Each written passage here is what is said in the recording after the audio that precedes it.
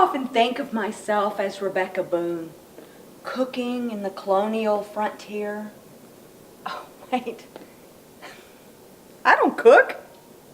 This is crazy.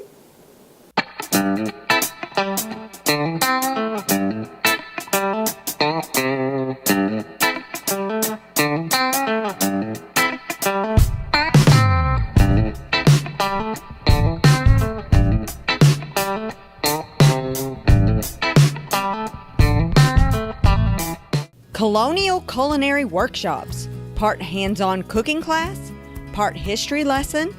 A limited number of guests will participate in the preparation of a multi-course 1700s dinner. Experienced historical demonstrators will lead you through the proceedings, describing and preparing all aspects of the meal and cookware, and then all will be invited to partake and discuss the glorious bounties we've had hands-on in preparing. Colonial Culinary Workshops, History in the Tasting, March 10th from 6 p.m. to 8:30.